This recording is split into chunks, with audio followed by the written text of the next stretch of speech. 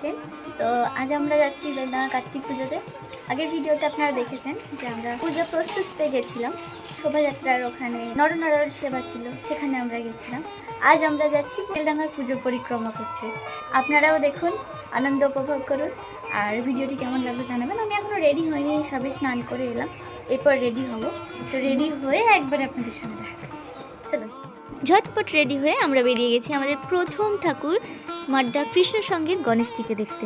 এদের প্রতিবারের আলাদা আলাদা থিম থাকে, এবারের থিমটাও তেমন প্রত্যেকবারের মতোই সুন্দর।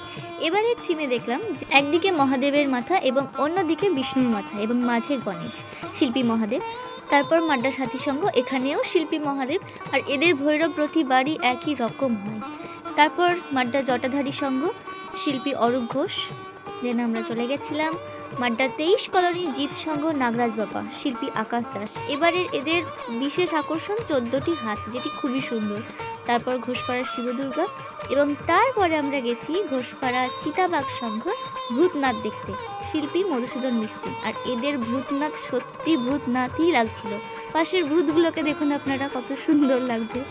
তারপর ঘোষপাড়া হাতি কার্তিক, এবং তারই সামনে ঘোষপাড়া যাদব সংঘের এই মহাকাল, শিল্পী কে আমি জানি না। তারপর বেলডাঙা মণ্ডপতলা, ঐতিহ্যবাহী ভৈরব, এদের প্রত্যেকবারেরই একই হয়, শিল্পী পলাশ ঘোষ। তারপর হাজরাপাড়া বুলেট ক্লাব, শিল্পী সুরজিৎ পাল। এবারের প্রতিমায় একটু বদল আছে প্রতিবারের থেকে, কিন্তু সুন্দর হয়েছে। তারপর মাতঙ্গিনী হাজরাপাড়ার মহামায়া, এদের প্রতিমাতেও কিন্তু মুখশ্রীতে কিছুটা বদল দেখা যাচ্ছে প্রতিবারের তুলনায়, এবং এদের ডেকোরেশনটা খুবই সুন্দর ছিল, খুবই সুন্দর। তারপর ওখান থেকে আমরা চলে গেছি বাবুপাড়া আমরা কজন ক্লাবের এই মহাকালটিকে দর্শন করতে। এটি এবার নতুন দেখছি, সুন্দর লাগলো। তারপর বাবুপাড়ার রক্ষামাতলার এই ষাঁড়ের ওপর শিব। এবারে শিল্পীতে যেহেতু পরিবর্তন হয়েছে, তো মুখশ্রীতেও কিছুটা পরিবর্তন দেখা গেছে। তারপর বাবুপাড়ার বুড়ো শিব, বুড়ো শিব যে কতই হয় সেটা আপনারা লড়াইয়ে দেখবেন। তারপর বেনিয়াপাড়ার ধ্যানস্থ শিব, শিল্পী কে আমি ঠিক জানি না, তাই বলতে পারছি না, কিন্তু এদের প্রতিমা কিছু বছর ধরে একই আছে। তারপর বেনিয়াপাড়ার বাবু কার্তিক, ছুতরপাড়া বুড়ো শিবের মতো এই বাবু কার্তিকও কিন্তু বহু প্রাচীন একটি ঠাকুর, খুবই ঐতিহ্যপূর্ণ। যেমন বুড়ো শিব তেমনই বাবু কার্তিক, এই দুটোই অনেক দিন আগের থেকেই হয়ে আসছে। তারপর আরডিপাড়ার বজরঙ্গী সংঘ, শিল্পী রাজু দলুই। রাজুদার হাত ধরে কিন্তু এই বজরঙ্গী সংঘের হনুমান প্রত্যেকবার এক এক রূপে নতুনভাবে সেজে উঠছে, অতি অসাধারণ। তারপর মারুই বাজার শিবাই সংঘের শ্মশান ভৈরব, এদেরও তাই প্রচণ্ড সুন্দর। দেন এবার আমার এটা খুব ভালো লেগেছে, বাজারপাড়া কৈলাস সংঘের মহাকাল, এদের প্রতিমা দারুণ, প্রতিমা শিল্পী মধুসূদন মিস্ত্রি। আর তার সামনেই হয় বাজারপাড়া কৈলাস মূর্তি। এটি এই কার্তিক লড়াই নিরঞ্জন হয় না, এটি নবান্নের সময় নিরঞ্জন হয়।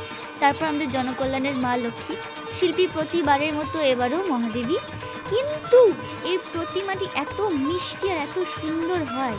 তারপর আশ্রমপাড়া বিশ্বকর্মা, শিল্পী মধুসূদন মিস্ত্রি। এবারে বিশ্বকর্মাটা সত্যিই অসাধারণ সুন্দর হয়েছে। তারপর আমরা একটু কিছু খাওয়া দাওয়া করে নিয়েছিলাম, কারণ অনেকক্ষণ একই রকমভাবে ঘুরছি তো। তারপর পুরনো পৌরসভা গলির আমরা কজন ক্লাবের ভৈরব। তারপরে আমরা চলে গেছিলাম ওখান থেকেই সাহাপাড়ার গলির রামকৃষ্ণ দেখতে, শিল্পী বাঁকারাই দাস।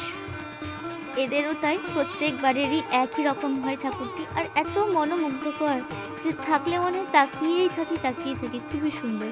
আর তারপর নেতাজি পার্কের মহাপ্রভু, তারপরে ওখানেই নেতাজি পার্কের কমলে কামিনী, এই কমলে কামিনীও তাই আগের বার, তার আগের বার যা হয়েছিল তার চেয়ে এবারের প্রতিমা অনেকটাই সুন্দর হয়েছে।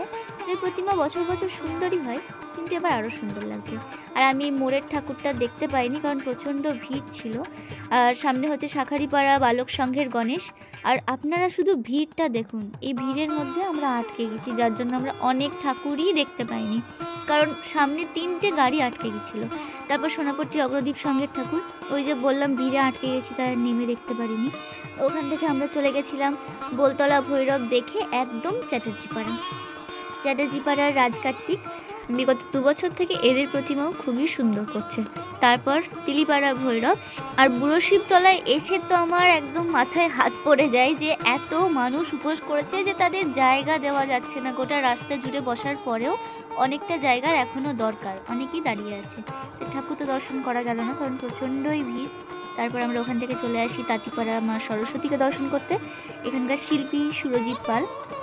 সাজসজ্জা ঠাকুর সব দিক থেকে একদম 10 on 10, দারুণ করেছিল ঠাকুরটা, আমার তো খুব পছন্দ হয়েছে। তারপর আমাদের সব থেকে শেষ ঠাকুরটি ইউনাইটেড ক্লাবের দেখে আমরা চলে যাই বাড়ির দিকে। আর আমাকে দেখে বুঝতেই পারছেন আমার কি ঠান্ডা লাগছে। তো ভিডিওটি কেমন লাগলো জানাতে ভুলবেন না। আর দেখতেই পেলেন যে রাস্তা বন্ধ থাকার জন্য, রাস্তায় অত ভিড় থাকার জন্য অনেক ঠাকুরই দেখতে পাইনি। চেষ্টা করবো সেগুলো আপনাদের কার্তিক লড়াইয়ের ভিডিওতে দেখানোর। আর বুড়ো শীতলাতেও দেখলেন যে কেমন ভিড় ছিল। অত দর্শনার্থীর মধ্যে তাদেরকে ঠেলে ঠেলে গিয়ে আর ভিডিও করা সাজবে বলে তো মনে হয় না, তাই আর করিও নি। কারণ তারা এমনিতেই অনেকেই সেখানে বসার জায়গা পাচ্ছিলেন না, অনেকেই দাঁড়িয়েছিলেন। তারপর সেখানে গিয়ে যদি এখন আমি ভিডিও করি সেটা তো খারাপ দেখায় না। আমি চেষ্টা করবো আপনাদেরকে লড়াইয়ের সময় অবশ্যই দেখানোর। একটু আফসোস থেকে গেল যে পুজোর দিন গেলাম কিন্তু ঠাকুরটা দেখতে পেলাম না, কিন্তু অত ভিড়ের মধ্যে আর কীভাবেই বা দেখাবো বলো। তো ঠিক আছে, লড়াইয়ের দিন অবশ্যই দেখাবো আপনাদেরকে। তো চলুন, ভিডিওটি ভালো লাগলে অবশ্যই একটি লাইক করবেন। আর দেখা হচ্ছে খুব তাড়াতাড়ি কার্তিক লড়াইয়ের ভিডিওতে। ততক্ষণের জন্য ভালো থাকবেন, সুস্থ থাকবেন এবং আমাকে সাপোর্ট করবেন। নমস্কার।